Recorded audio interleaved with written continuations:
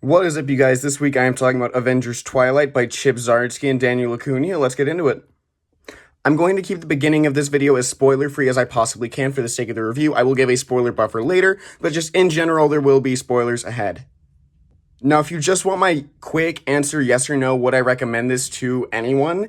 The answer to that is yes, but there's kind of a question mark towards the end of that, and I will explain why.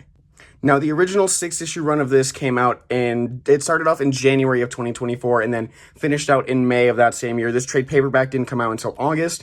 I did not read this until May of this year, May of 2025.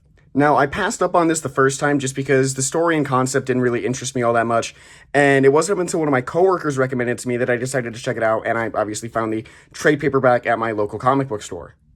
I also saw on Comic Geeks, this was the second highest rated book of 2024, just behind Ultimate Spider-Man by Jonathan Hickman. And that's kind of what really pushed me over in terms of wanting to check this story out, was seeing that it was apparently, at least according to Comic Geeks, which is all community ran and community rated, the second best book of 2024. So between, again, constant recommendation from one of my coworkers, having the trade on hand at my shop, and seeing that rating, I just kind of chose to give it a shot just on a whim.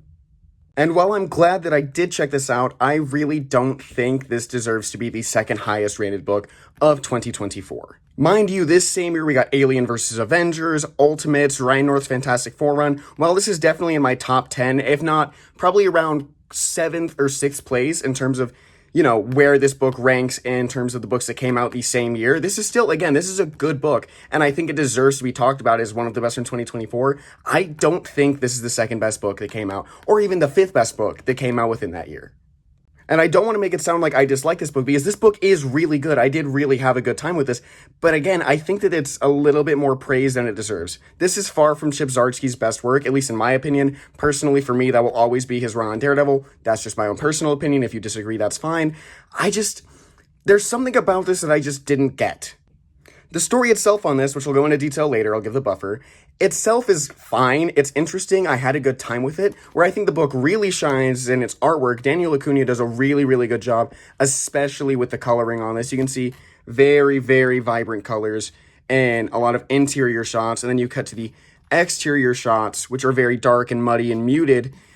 As you can see here, very almost like gray, very, very dirty. Daniel Acuńa does a really, really good job with this, and it seems almost evocative of Alex Ross, in my opinion. And as a Captain America story, this is great. I really enjoy this as a Captain America story, but if you see here, it says Avengers. Captain America is almost the entire sole focus of this book. The other Avengers are here. We do have Tony Stark, we do have the Wasp, we do have Thor, we do have the Hulk, but this is practically a Captain America story, which I'll go into more detail about later. I honestly don't even really have any problem with the book itself. I had a good time with this, but I don't think this is as phenomenal as everyone played it out to be. Maybe I'm missing something. Maybe I just don't appreciate it like other people. I just don't think I vibed with this the way that everyone else did. All that being said, though, this is not a bad book. I have to keep going back to that because I don't want it to sound like I'm hating. This is a good book, and I would recommend it, especially to Captain America fans, but I'm going to be honest, after all the hype and seeing how highly it was rated, I am mildly disappointed. So the foundation of the plot here is you see a much older, much more grizzled Steve Rogers, who is no longer Captain America. He's had the super soldier serum removed from his body, and you can see there's still other older superheroes here. We have Luke Cage, and that's Matt Murdock right there. They're still in contact with each other, but they are no longer active as superheroes. We see that camera phones have been made illegal, and the only cameras that exist are the ones that are personally owned and ran by the US government. And we see that there's actually a new team of Avengers being ran by Tony Stark and Janet Van Dyne's son, James Stark. We also see a new police force that has been armed up with Stark tech by James Stark to attack and brutally physically assault anyone in the streets that they deem personally dangerous. All of this takes place in the first issue, coalescing with Steve Rogers discovering that Luke Cage is still running a group of defenders, who is just a college group of vigilantes at this point, and through one of their scientists, they're able to recreate the super soldier serum and turn Steve back into Captain America. That's all just in issue 1, so there's kind of a lot going on in this first issue alone that it establishes. As you read through the subsequent issues, we find out about an event called H-Day, also called Hero Day, but it's also called something else, as we'll get to later, that kind of was the last stand of a lot of these superheroes They were fighting a group of supervillains which had been upgraded by Ultron, and there was a huge event that wiped out a lot of the original heroes like Spider-Man, Doctor Strange, and now they're either dead or a lot of heroes are just simply no longer active because the country no longer trusts them after what happened. As a result, the US government then enacts the new Avengers being ran by James Stark. You see a new Captain America, a new Thor, a new Iron Man, stuff like that. And as the story progresses, you see the original superheroes who are still remaining kind of come together to take down this new generation of superheroes, which does very foundationally remind me of Kingdom Come, the DC book, but this is not Kingdom Come. That is practically the only real similarity between both books.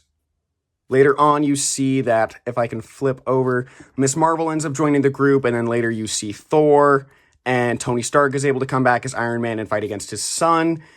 All of this coalescing in the revelation that the entire US government has been actually bought out by not only Stark Industries, but Stark Industries is now being ran by the Red Skull, who has given himself a sort of alter ego. He's convinced the world that he's Jarvis's brother and has been sort of puppeting James's life in an attempt to stage a coup on the US government, take over the US country, and then the rest of the world from there. This leads to a huge battle between Thor and Hulk, which ultimately ends in the death of the Hulk.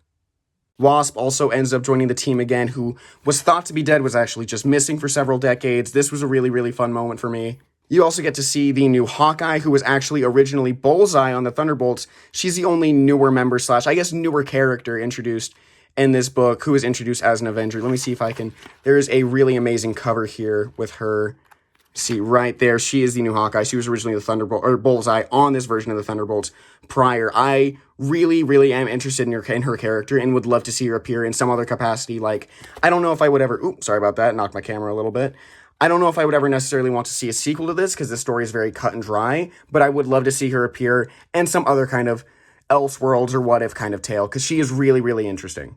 We also find out here, we see Red Skull in his Iron Man armor. He's been working with Ultron for several decades at this point to instill heavy amounts of propaganda into the American people, into believing that Red Skull was secretly this hero of World War II who was attempting to take out Hitler from the inside of the Nazi party, and that Captain America just ended up standing in the way of that. Captain America's a traitor. All of the Avengers are traitors. Again, this is all in service to stage a coup on the US government and take over the world from there, as Red Skull does. We see here at the apex of the story, Red Skull betrays Ultron, who no longer has a physical body after H-Day, and Red Skull, being Red Skull, no longer has use for him, so just kind of obliterates him.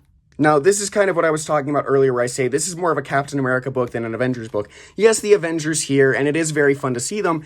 This is still mainly a Captain America story. This is about propaganda. This is about war. This is about freedom, and it ultimately comes to a head-to-head brawl between Captain America and Red Skull, finally ending their feud after practically 100 years at this point. And while it's great that the other Avengers are here, they don't really get their time to shine. This is practically exclusively a Captain America and Friends book. Outside of Iron Man, who gets a bit of focus with his son being sort of a secondary antagonist to Red Skull, this may as well just be a Captain America book. And if you're a Captain America fan like myself, that's great. That's totally cool. But again, it says Avengers Twilight, not Captain America Twilight. I understand this is just me being nitpicky, but still, this just feels more like a Captain America book than an Avengers book, to me at least. Which, again, I don't mind, because as a Captain America book, this is great. Now for the big end-all, be-all question, would I recommend this to someone? Yes, but again, that's with a question mark.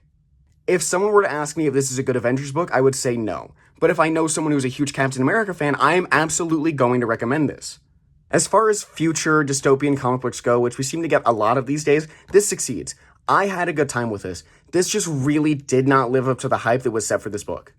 Now, if I had to rate this, I would give this 4 Captain America shields out of 5. This is still a good book. Chip Zdarsky is still an amazing writer, probably one of my favorites.